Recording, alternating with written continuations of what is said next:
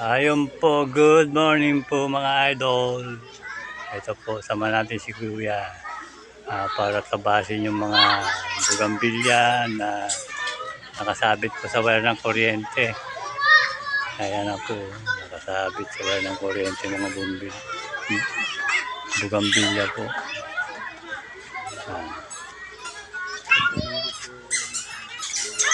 At ayan po yung yung malapad na dahon na yan, yan po yung ubi. Kinakain po yan. Pwedeng gawing halayang ubi. Yung nagbubunga na ubi, yung malapad na dahon na yan. Masarap din po yan, parang ubi na naglalaman.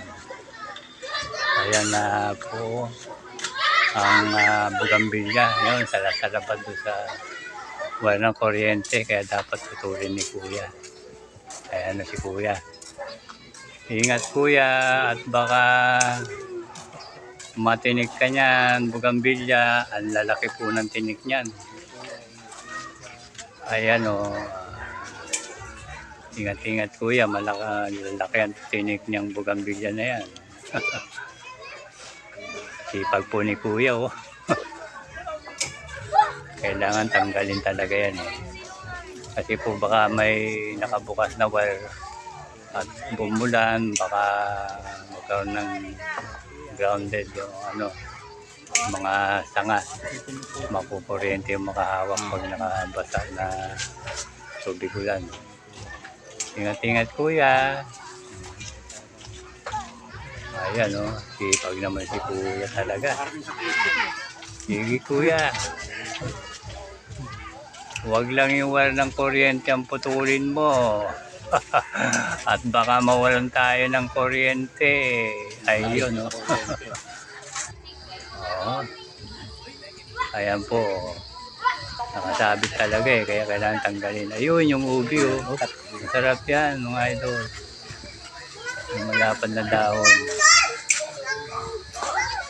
Oh. Sige Kuya. Kuya Lolo, ingat-ingat sa pagputol. Baka matinik ka. Matinik talaga yung bugambilya niya, malaki. Pero maganda po ang dahon yan, ay ang bulaklak. Kulay pink po ang bulaklak niyan pag na oras ng pamumulaklak. Talaga pong pagtagulan, tinatabas po yan. Ingat Kuya, ingat. Ayun, naku, tinik yan si Kuya. Sabi ko, ingat, lalaki pa naman ang tinik niyan. O, tignan mo, lalaki. Natinik si Kuya, laki na. Ang laki ng tinik na yan, masakit. Pero baliwala yan kay Kuya. Dami niya nang natabas eh. Tuloy lang Kuya, para matapos na. Ayan o. Okay, konti na lang yan Kuya. Ilang paghinga lang yan, tapos na yan. Ang ganda talaga ni Kuya. Ayun o, yung ubi. Malapad ng dahon na yun. Masarap dahon ng ubi, malapad. Ubi na nagbubunga po yung halaya. Ayan, konti na lang Kuya. Ayan ang po yung ubi na. Pagka December, kinukuha yan. Kuya o. Yun o. Kuya. Ayan o.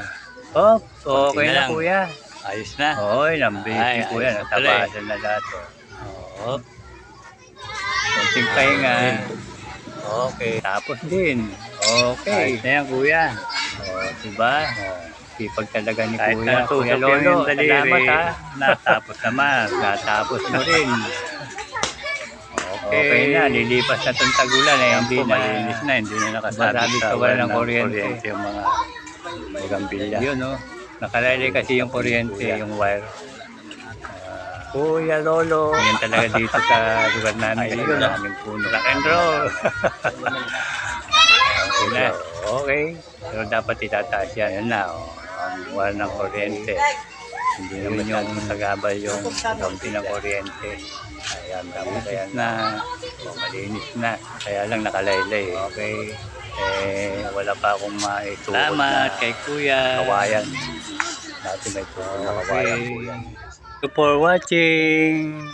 sa next video.